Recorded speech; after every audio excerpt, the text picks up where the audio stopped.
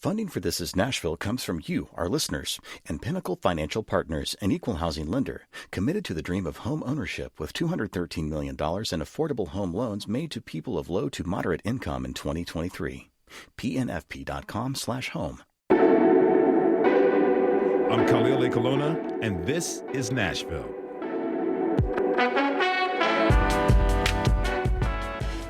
Each weekday at noon, you'll find me here on 90.3 FM or WPLN.org.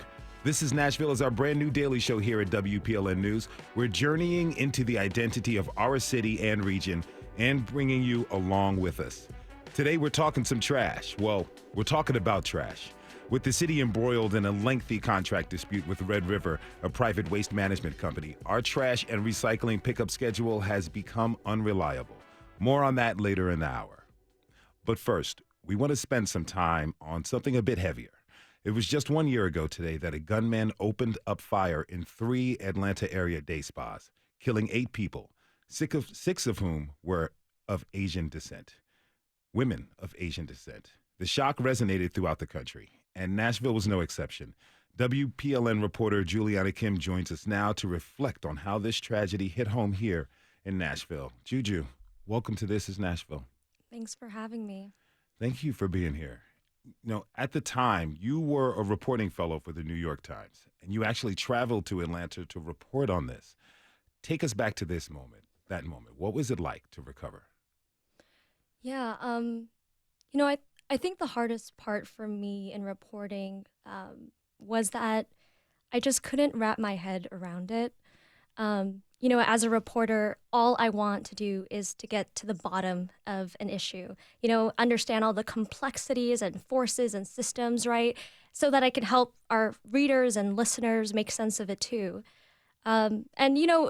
People have been able to discover motive about the Atlanta shootings. And, there's been a lot of great reporting about, why possibly that event took place. But it's kind of like, especially during that time, it's like the grief that I felt blocked my brain from being able to grasp it. And there were a lot of moments when I felt powerless, both as a reporter and as an Asian American. You moved to Nashville not long after and started to get a sense of how this affected people here. One woman you met was Ketsana Vailelak. She's the president of the Nashville chapter of the National Association of Asian American Professionals. She says the tragedy really hit home for her. Just imagine if it was like my mother or my sister or my aunt. It hit us greatly because we were so close to Atlanta. So what happened was I called up all the officers. We started talking. We're like, hey, we need to go and support this. So we all finally got a chance to meet.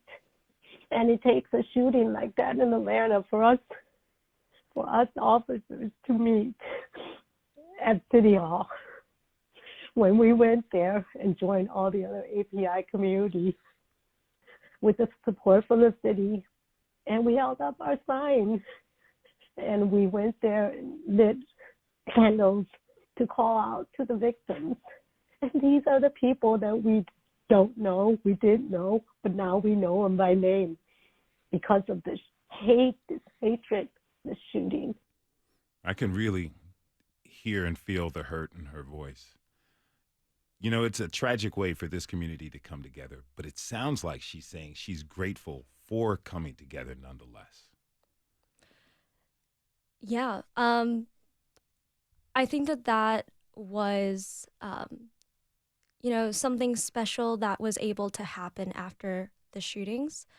And I think it's because, sorry, it's tough. It's tough to talk about this. And I think there has been progress made. I think there are things that we can look to feel encouraged, like the fact that after the shootings, there were Asian Americans that I talked to that were nervous about and kind of disillusioned of whether, where to find the Asian community here. How do I grieve with other Asian Americans here? They thought that they would have to go to kind of bigger metropolitan cities where there are larger Asian populations. And I think they felt really affirmed that, there was this vigil, there have been get-togethers, people are committed to being together. But nonetheless, right, all of that is mixed in with feelings of grief and anger and fear and fatigue. And I think again, just from the conversations that I've had with the Asian Americans, I'm not trying to speak for the whole community here, right? Yeah. And I want to emphasize that because I think there's a tendency to make out the Asian American experience as a monolith. But the folks that I've spoken to, it triggered familiar woes that they feel of being here. Of being in a city, of being in a state where they make a tiny fraction of the population, right? Where, it triggered those feelings of feeling undervalued and misunderstood and overlooked. And so, yeah, I don't know if that answers your question, but... No, you do. You do answer the question. I understand about, one, having your community not being seen as a monolith, and then with the fear and in many ways being invisible to a lot of people. And things like this occur and people want to pay attention, but it's only for the quick second as the trauma and the tragedy is in our faces. One of the people you met in your reporting is Daniel Yoon. He is a Korean adoptee and local attorney. He has lived in Nashville for 12 years, but he said he wasn't until the Atlanta shooting it wasn't until then that he really found the AAPI community here and started to think about his own identity. Let's listen to this. I didn't know they existed, or if I did, it was very in the back burner of my mind to even try to introduce myself to them or get involved. But after that event, obviously I think there was growing attention to the desire, at least, for an Asian American community to get together and feel supported. Juju, is that something you've heard from a lot of people over the past year? Yes. I think that I think that's been something remarkable in my conversations with folks that I think this year has, I want to preface it that people have been doing the work here. It's not like, and it's not that this is the only time, right, that people have heard of, an attack or, a violent act against an Asian American. Mm-hmm. And I think what we're seeing this past year has been a real momentum and a real energy to get together, outside of people's normal Asian circles, and not just to share the same language or eat the same food or celebrate certain traditions, but to get together around this Asian American identity and to build coalitions, not just within the Asian American community, but with just people of color, with anyone who considers themselves an ally, and to recognize that there's strength in numbers, and to also recognize that there is a sense of urgency to it.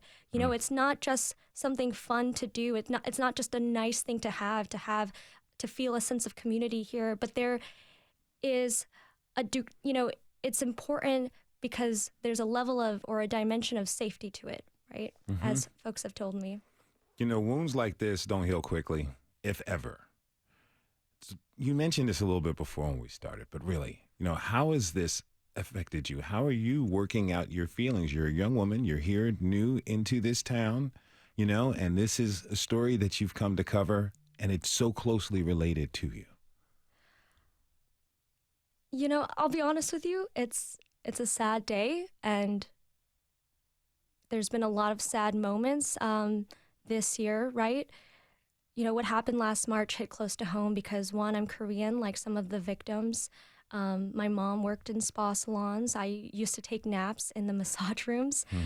But it's also a hard day because it's one of many stories that we've heard before the pandemic And honestly, since last March, right, it feels sometimes like the stories of Asian Americans being brutalized or killed just continue to pile on. And it doesn't also help that today is just generally and quite literally a dark and gloomy day. Yeah. What have you learned, or what are you still learning about yourself and the community? You know, going back to kind of the beginning of our conversation where I talked about that I couldn't make sense of it, or my brain just physically, couldn't grasp it. I think I've learned to be okay with that and to make space to stop trying to make what happened last March or these attacks anything more than sad. You know, maybe it's okay to not try to make meaning out of it. Maybe it's okay to always see it as a really tragic event. And maybe there's just work to be done that's not the only thing that defines us as a community, but it will be something that we have to continue to hold on to. WPLN reporter Juliana Kim. Juju, thank you for sharing your experience with us. Thank you for your excellent reporting. You are amazing. Thank you. Thanks, Khalil. We're switching gears after the break.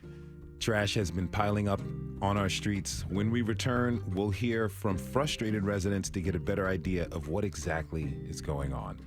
We'll pick up the discussion in a moment. This is Nashville.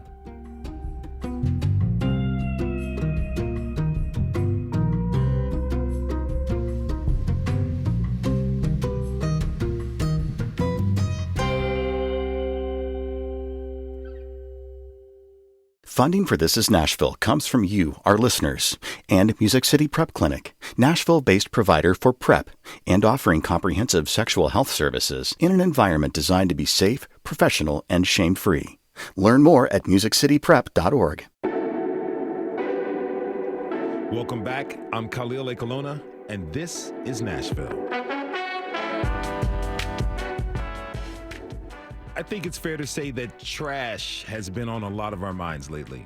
Maybe your recycling is piling up in your trunk, or maybe you're chasing the garbage trucks in the morning because they keep skipping your house. Yes, the waste management system here in Nashville is in need of some serious help. While the city is in a contract dispute with the waste management contractor Red River, residents are losing their patience. My next guest is one such resident. Rainey Heflin lives in Glenview. She joins me now. Rainey, welcome to This is Nashville. Thank you. Good morning. Good morning. I guess it's afternoon now. Yes, that's right. You know, daylight savings time has us all thrown off a little bit. Yes, it hit me this morning. Yes. Okay. So can you tell me what your experience have been like with trash pickup? Well, this all started actually before COVID. We had missed a few. Every now and then they wouldn't pick up till the next day or maybe even the next week. And then once COVID hit, it got to where it was very regular, where we weren't getting trash pickup.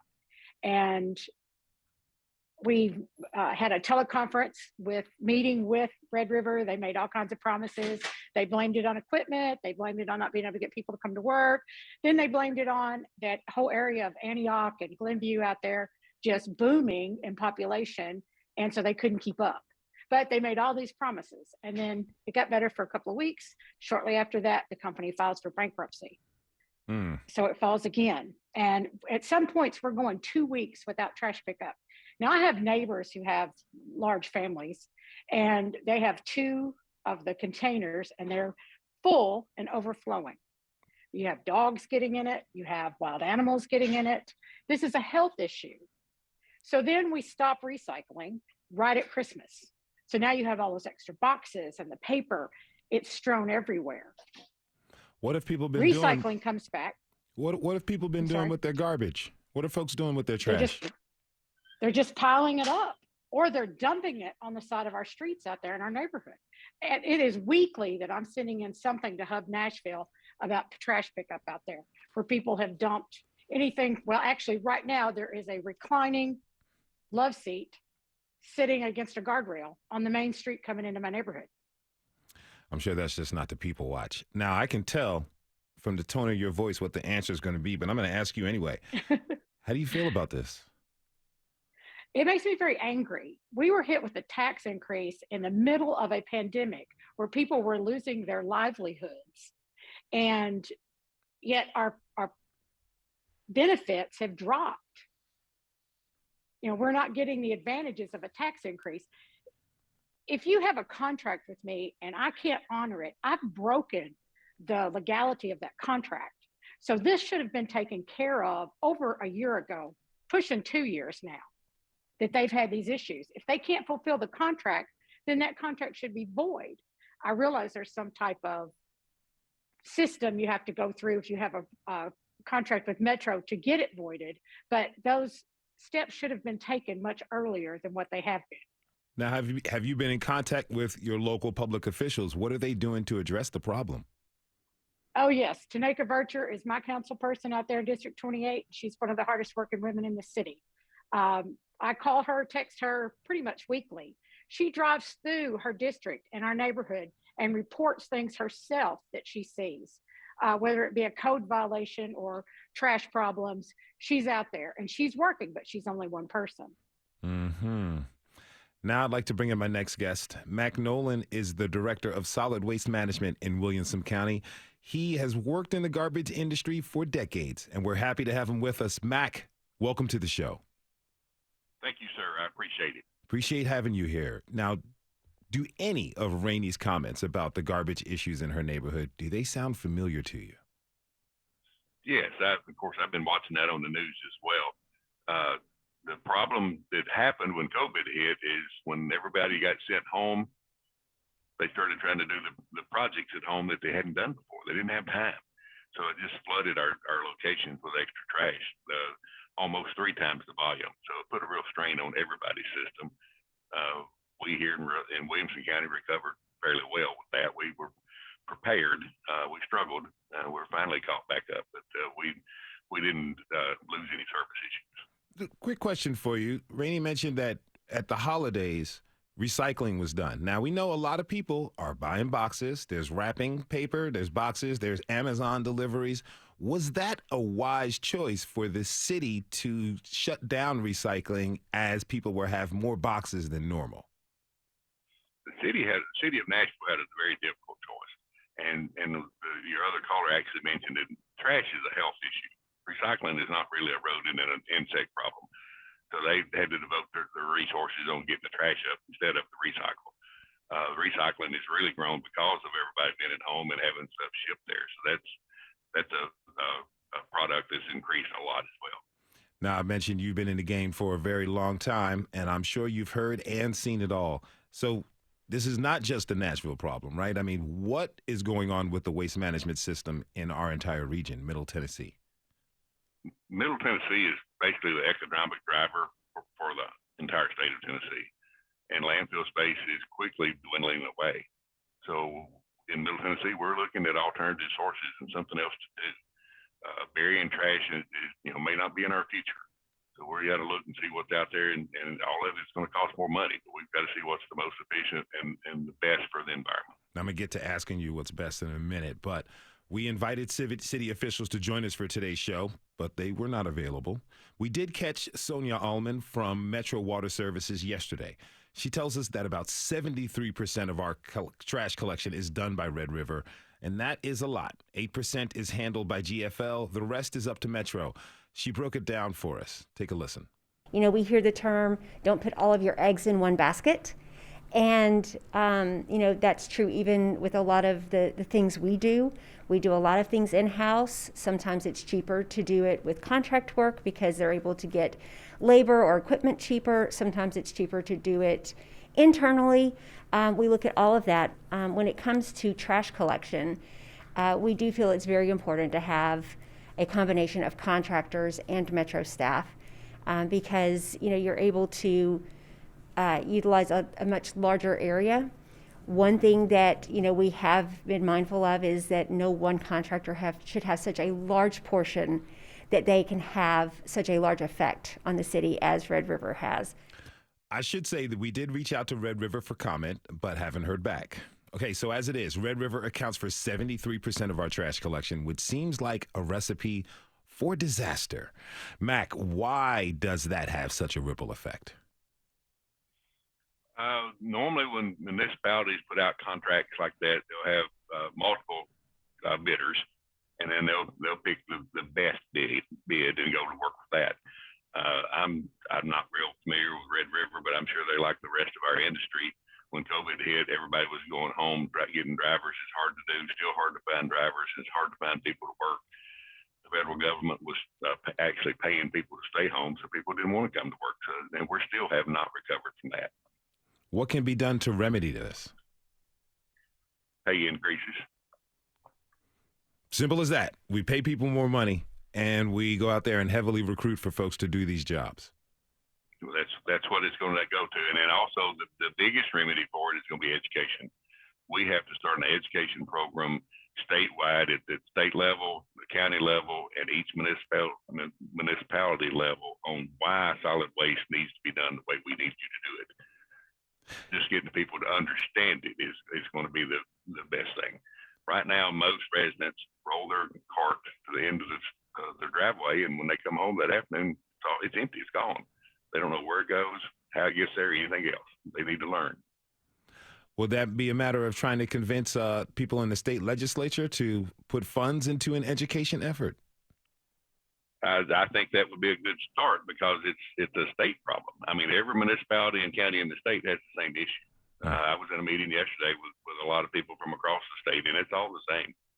And we determined yesterday that education is what we're going to have to do. We're going to have to educate people to where they know why. Going to have to fund that. If you're just tuning in, this is Nashville, and I'm your host, Khalil Ekolona. We're talking trash this hour in a problem that has a lot of us scratching our heads. Now, Rainey, when you hear Mac explain the ripple effect of what happens when contractors don't live up to expectations, how does that make you feel? I'm not really sure how it makes me feel. I kind of feel like I really appreciate his statements. He's clearing up several things. I applaud him for that. But the bottom line is we need our trash picked up. No, he's right. I don't know where it goes once it leaves my driveway. I have no idea. Not really sure that that's important to me. What's important to me is my neighborhood doesn't have trash all over the street, all over people's yards, all over the vacant lots. It just needs to be picked up. We're paying for that service. And the service isn't happening. And that's true. And I do agree with him that higher wages would help exponentially. People are not getting paid enough, especially if they live in Nashville, to live and work here. There needs to be some type of increase, not just to recruit, but just to allow people to live a decent life. Mm-hmm. Mac, I'm curious about landfills. Are landfills the most efficient way for us to handle our waste, or is this just a really antiquated method? Landfills is the cheapest way for us to handle our waste. Any other process that costs more money because you got a lot more equipment and technology involved. But cheapest is not always the best. The landfills, the design of them and the way they're operated when they're operated properly are very safe. But we're going to run out of space. We're running out of space now for a lot of other things, and it's just going to be it's going to be really hard to find another site that's suitable to be a landfill, and the area of the residents that live there are going to allow. What are some of the best alternatives that we're not paying attention to simply because the price tag is too high? To find alternative uses for our trash, reuse it, turn it into fuel sources, several different things like that. Recycle better. Right now, the problem with recycling in especially Middle Tennessee is the perception of trash is almost free or really, really cheap, and there's no incentive to recycle. Just throw it all in a bag and throw it away. So if the trash costs you a lot to get rid of and the recycle didn't cost you any, then people are going to recycle better. Mm-hmm. Now, question is, does the onus fall upon elected officials to prioritize an efficient and sustainable waste program? Yes, and it also falls on the public to be pushing for it. and the public to allow themselves to be educated on why it's going to cost you more to take care of your trash and why you have to do it in a specific manner. Now, Rainey, I want to ask you, according to what Mac just said, you said yourself just now that, your trash leaves your house. Well, when it's supposed to, when things are working well, it leaves your house. You don't know where it goes, and you're not necessarily concerned. Hearing Mac say this and, being on the show now, we're talking about this, sharing it with the entirety of Middle Tennessee and people on the internet. Is this kind of engendering and creating a little bit more concern about the issue for you? Well, I grew up in Western Kentucky, and we had a landfill not far from our house. In fact, it's still, the tornado went through there in December. It's still in operation. There was a lot of trash there. I agree. I'm not really sure how much of Nashville, is it all Middle Tennessee goes to one, or is there more than one? And he is right. We're running out of places to put it.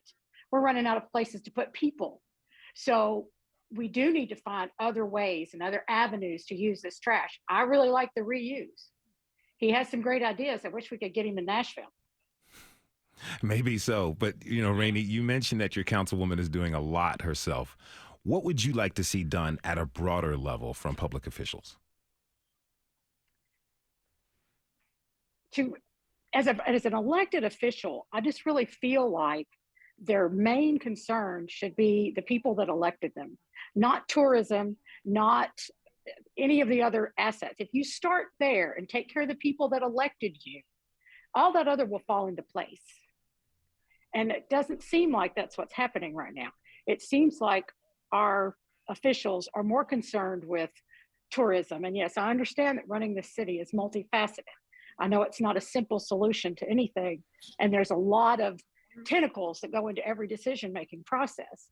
But I still feel like if you take care of the base, the root, the rest will fall in place.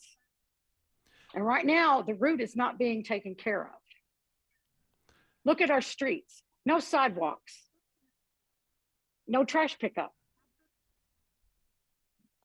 Mac, what should we be focusing on? He's exactly right.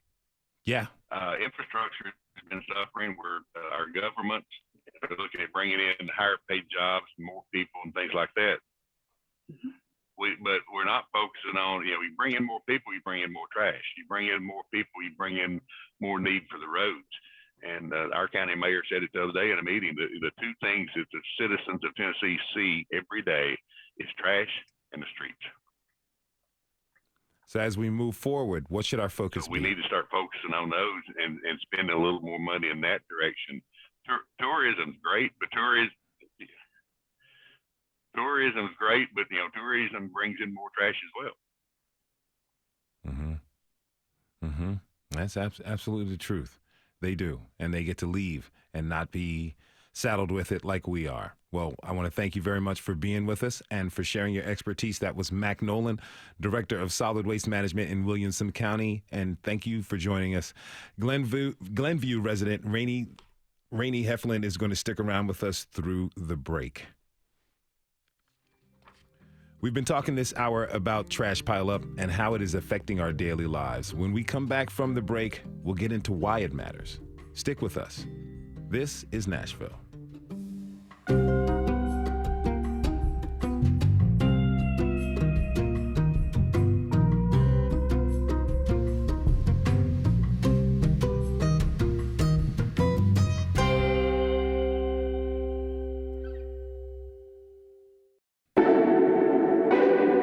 Welcome back.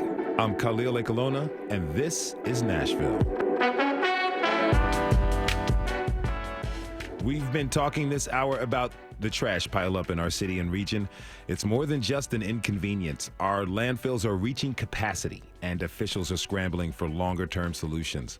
The problem with garbage is directly related to environmental justice, something my next guest is very aware of. Jafi Judah is president of the nonprofit Recycle Reinvest. Jafi, welcome to This is Nashville. Great morning. How are you all doing this morning? Doing well. Thank you for having me. Doing well. Thank you for being with us. So tell me about the mission of Recycle Reinvest. The mission of Recycle Reinvest is to cultivate the next generation of environmental leaders through art, education, and environmental upkeep. How do you do that? So the way that we do that, our vision is to cultivate a safer community through a cleaner environment. And we do that by our after-school programs as well as our community cleanup initiatives. But we do that through our youth mentorship program, which is called the Eco-Drip Leadership Learning Zone.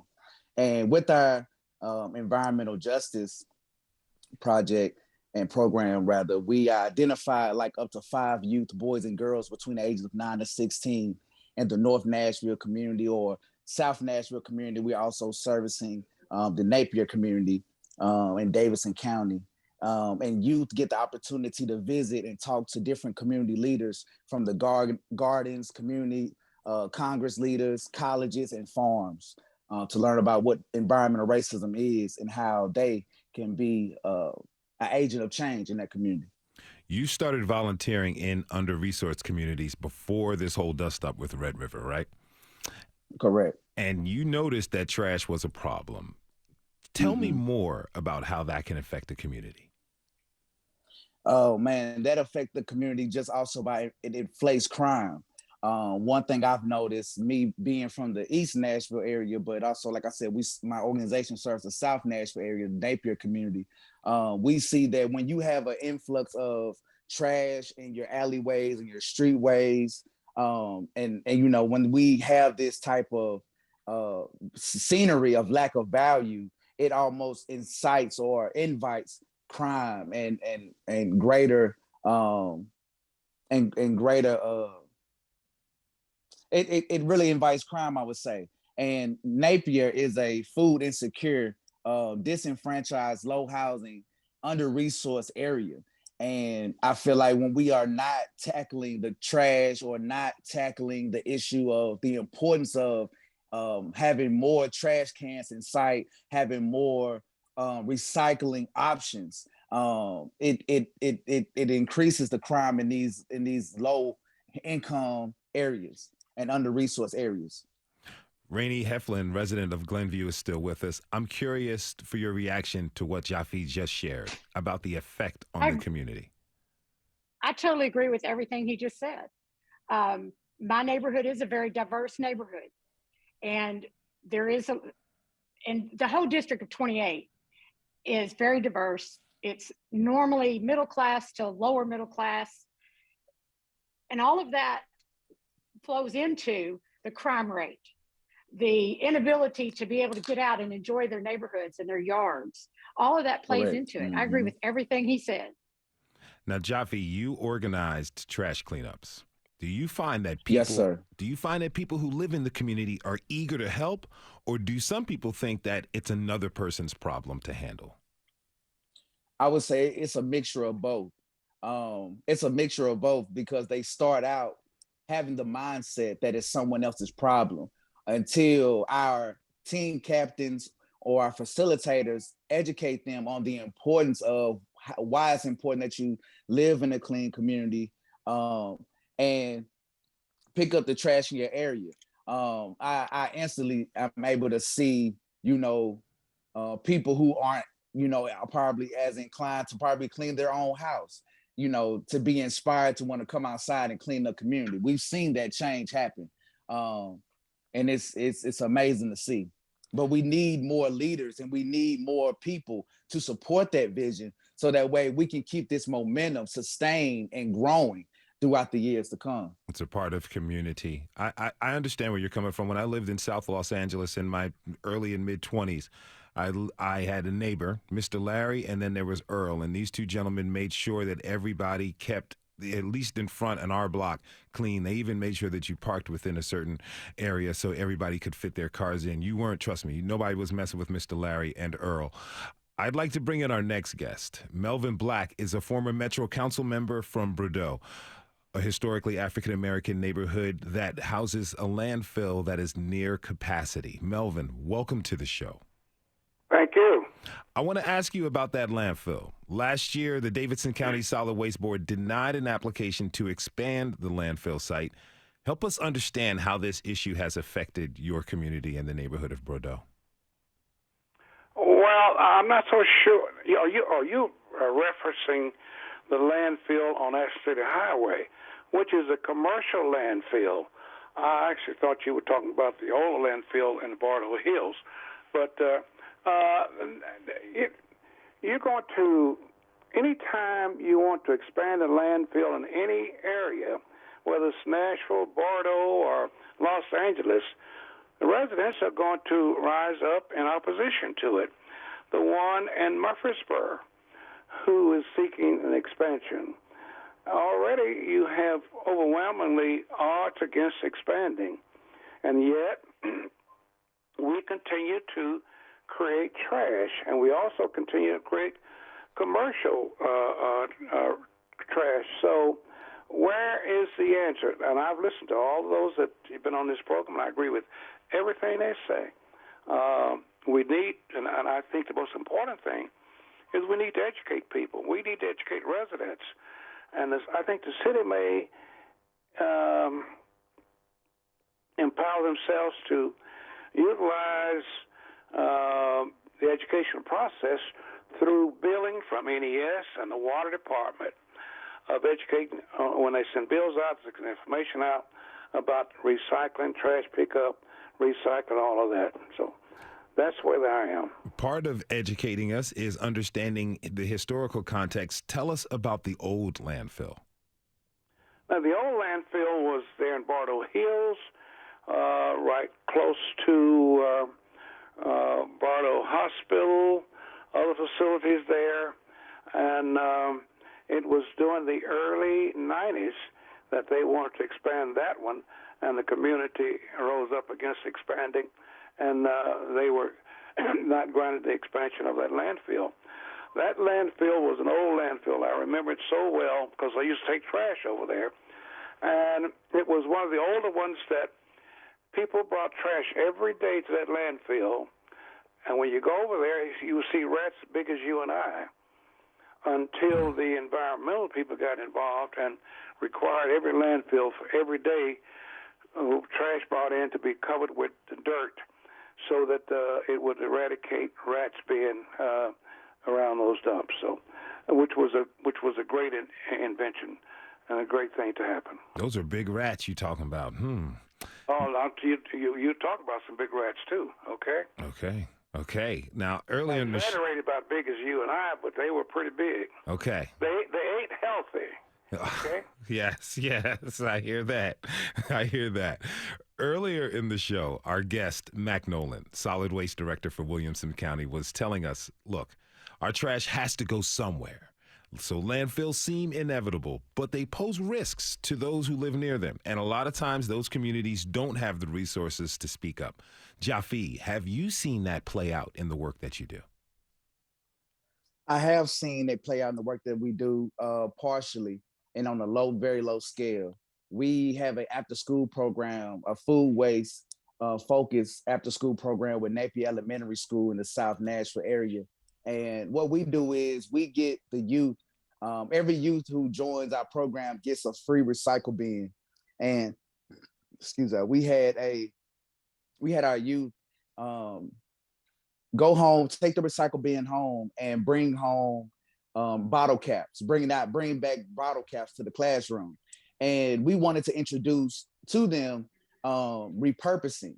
I think that if the city can learn how to repurpose on a larger scale, now with switching lanes, if the city can learn how to not only take some things to landfill to discard, but also what things can we repurpose and reuse that can build homes, so that way we can have a lower cost on rent, and so that way we can have a lower cost on housing for people who are either homeless or people who are have criminal backgrounds, and it's hard for them to get into places. Like, how can we utilize this trash, take this trash and repurpose it into a way that it is becoming more so of a effect than a defect in Nashville, Tennessee, or just statewide. This is Nashville. But as far as in our work, we have seen it done within our programs, the after school program. Okay. This is Nashville. I'm your host, Khalil Ekalona. Trash is piling up in our city, and it's more than just a headache. And we're talking now about this ongoing issue and what it means for our city and region. Melvin Black, as a Bordeaux resident and a former Metro Council member, I bet you have some ideas on how the city should handle this. What solutions would you like to see? You know, let's face the truth. We're going to create trash. Trash has to go somewhere. And as the gentleman in Franklin mentioned, this whole issue is how do we handle this in the future? And we've talked about, even in Nashville, we had the thermal plant downtown to reduce the amount of trash going on landfills. Now, after a period of time, that thermal plant actually had to be closed down because of the cost. But I'd be willing to utilize that source of burning again, as long as it is not in the central part of the town, somewhere like in the county, where we can reduce the amount of trash going to a landfill. So that would be my position, even though the cost would be there, and the cost is astronomical. It would certainly be one that the city would have to look at in terms of the cost as opposed to the cheaper landfill, as the guy mentioned. Rainey, I'd like to hear your reaction to Melvin's comments. I think the cost, as he said, is going to be there anyway. And we've got to find some type of solution. Education is another great one. There was a school in my hometown 2 or 3 years ago that collected plastic lids off of any plastic container, whether it was yogurt or milk or cottage cheese or sour cream or whatever, just the lids. And they turned those lids in and they were recycled into a bench for the school. So the students actually got to see what they collected turn into something useful for them. I think that's a key in eliminating some of the trash. We're always still going to have trash. So whether it be a thermal plant or a landfill, which we've already discussed, we're running out of land. We're going to have to think of other ways to get rid of this trash. Do you think we have to start burning trash? I would hope not. But if it comes to that, it would have to be so governed that I don't think it would ever be effective, because you would have to pick and choose what could burn and what couldn't burn to not harm the environment. And then somebody's going to have to separate that. So you're still back to that huge expense. Now, you mentioned the idea of repurposing, and Jafi mentioned that as well. We have a lot of development happening. When I lived in Albuquerque, New Mexico, they built an entire stadium from materials from the previous stadium that they tore down. They repurposed that. Is that type of thing, with the continued development and growth of the city, is that type of thing that you all would be in support of? Let me start with you, Jafi. Yes, sir. I would be in full support of some type of project like that, because we have to, in order for us to save tomorrow, we got to start recycling today.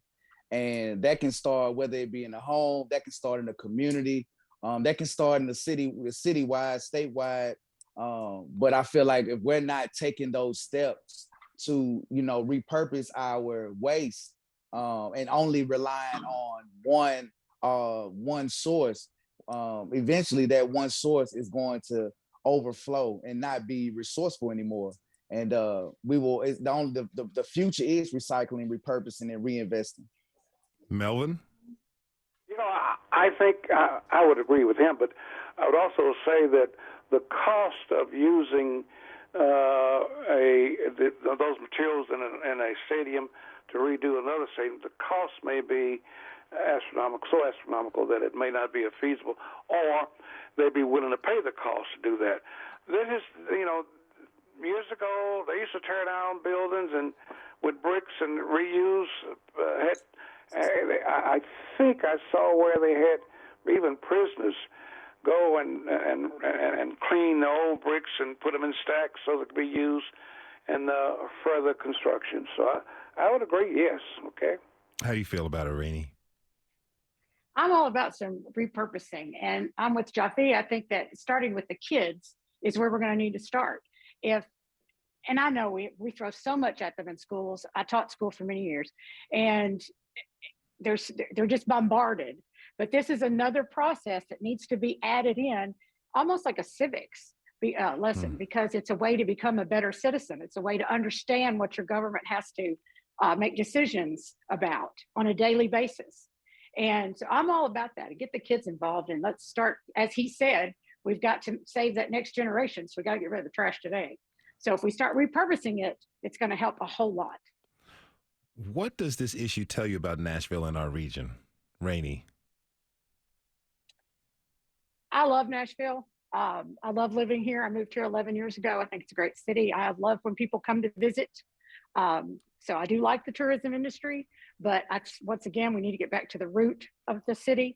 But I think we have some problems, and we need to be working on those problems rather than kicking them on down the road for the next generation or the next group to deal with. Jaffe, I would like to get your answer on that. Can you repeat the question?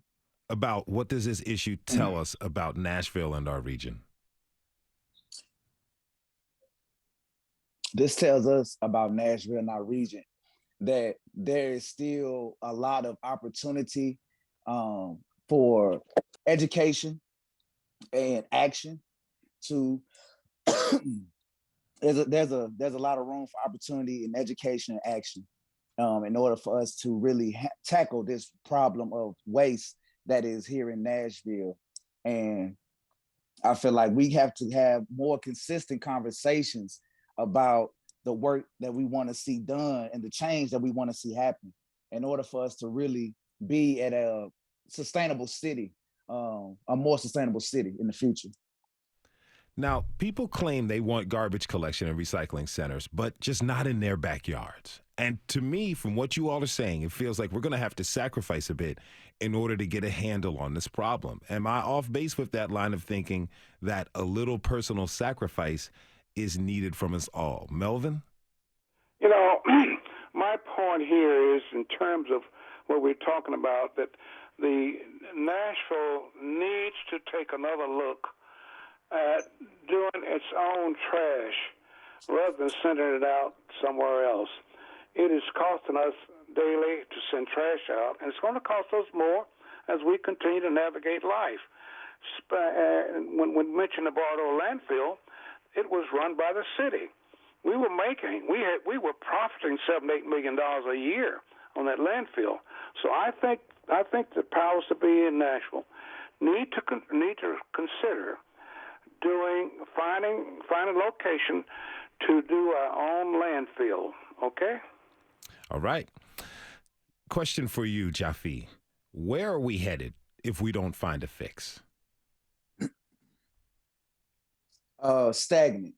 We are headed into some stagnation if we don't find a fix.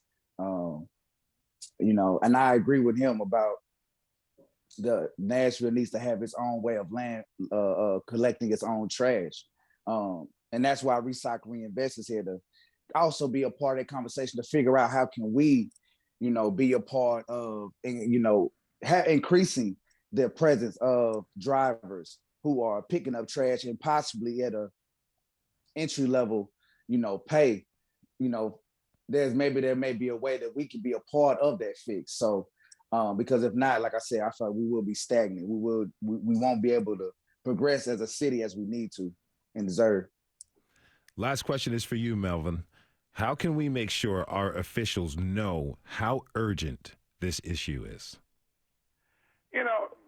By first making sure that you talk to your local representatives and also share all these ideas with all the powers that be, and even including the mayor's office, about things that we need to do in order to keep this city going in the right direction. I think, in fact, it's the only way, because all we're talking about is political, and it comes from the top political arena down to just the people like you and I, okay? You're the elder statesman of the group. What do you hope to see for the future? Well, I had mentioned that just a moment ago. I hope that the powers that be here, local leaders, would take a look at bringing back our local landfills. If we can find a suitable location, this landfill may be in existence for the next 50 to 60 years. And that I think we could take a look at that and make sure that we could possibly do it, okay? That is Mr. Melvin Black. He was joined by Jaffe Judah and Rainey Heflin. Thank you all for being in the show and sharing your experiences. We want to thank everyone who tuned in. Tomorrow, we're bringing back Curious Nashville, a WPLN new original answering your wildest questions about our city and region. Don't miss it. You really don't want to miss it. This is Nashville is a production of WPLN News and Nashville Public Radio. Listen back to this episode at thisisnashville.org or wherever you get your podcasts. Our producers are Steve Harouche, Rose Gilbert, and Tasha A.F. Limley. Our digital lead is Anna Gallegos Cannon. Michaela Elias is our technical director. Our executive producer is Andrea Tudhope. The masterminds behind our theme are Laurent and Namir Blade. Special thanks to Alexis Marshall, Emily Seiner, and Ambrio Crutchfeld. The conversation does not end here. Tweet us at This Is Nashville. Find us on Facebook and Instagram and tell us what you want from our show by filling out a really quick survey online. This is Nashville. I'm Khalil A. Colonna. We'll see you tomorrow, everybody. And be good to each other.